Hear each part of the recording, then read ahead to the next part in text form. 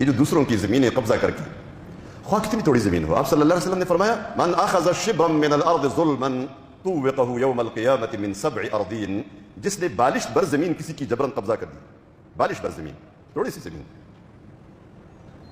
قیامت کے دن یہ 7 زمین 7ویں تہ تک پورے کا پورا اس کو باہر نکالا جائے گا اور اس شخص کے گردن کا طوق بنا دیا جائے گا۔ ایک اور حدیث میں آتا ہے کہ اس شخص کو اس بات پر مجبور کیا جائے گا کہ یہ جو زمین تم نے ناجائز قبضہ کی تھی، ظلم اور جبر کی وجہ سے اور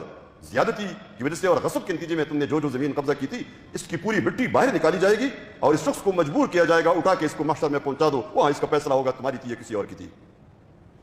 تو یہ آگ کے ٹکڑے ہیں، حتیٰ کہ آپ صلی اللہ علیہ وسلم نے تو یہاں تک فرمایا کسی قاضی نے فیصلہ کیا، کیس عدالت میں چلا گیا اور عدالت نے آپ کے حق میں فیصلہ دے دیا، آپ نے وکیل بڑا ماہر رکھا ہوا تھا، بڑا چرب زبان تیز دلائل بولنے والا، یا خود ایسے دلائل دیے کہ جج متاثر ہوا، قاضی متاثر ہوا، اس کو یہ بات سمجھ آ گئی کہ واقعی اس مال اس کا ہے، یا ایسا ہوا کہ جج اور قاضی کو آپ نے رشوت دے دی اور اس نے آپ کے حق میں فیصلہ دے دیا، فرمایا اس فیصلے سے بھی حرام حلال نہیں بنتا، بلکہ فرمایا اپنے بارے میں خبردار، الا انما انا بشر وانما ياتيني الخصم فلعل بعضكم الحن بحجته من بعض فمن قضيت له بحق مسلم فانما هي قطعه من نار فليحملها او ليذرها۔ فرمایا خبردار میں انسان ہوں، میں بشر ہوں، میرے پاس مدعی اور مدعی دونوں آتے ہیں، مقدمہ لاتے ہیں، تو ممکن ہے تم میں سے کوئی شخص بڑا تیز زبان رکھنے والا ہو اور وہ حق کو باطل ثابت کرے اور باطل کو حق ثابت کرے میرے سامنے، اور مجھے یقین آ جائے کہ یہ مال اس کا ہے۔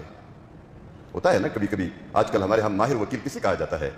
ماہر وہ ہوتا ہے جو جھوٹ کو سچ بنا سکے، سچ کو جھوٹ بنا سکے، اور یہ بڑا مشکل ہوتا ہے، سچ سے جھوٹ بنانا، جھوٹ سے سچ بنانا،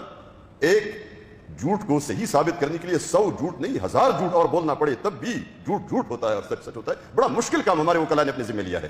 اور یہ مہارت نہیں ہے، یہ ناسمجھی ہے، اس کو بڑی بیوقوفی آپ قرار دے سکتے ہیں کہ ایک آدمی لگا ہوا ہے جھوٹ کو سچ ثابت کرنے کے لیے۔ ماہر وکیل تو وہ ہوگا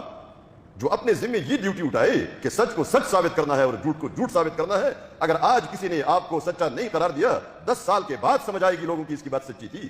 حقیقت پر کھڑے ہو جاؤ، حق پر کھڑے ہو جاؤ اور ثابت قدم رہو تو تمہارا کام آسان ہو جائے گا۔ تو ممکن ہے کوئی شخص ایسا چرب زبان ہو کہ مجھے یقین آ جائے کہ یہ مال اس کا ہے اور میں اس کو دے دیتا ہوں،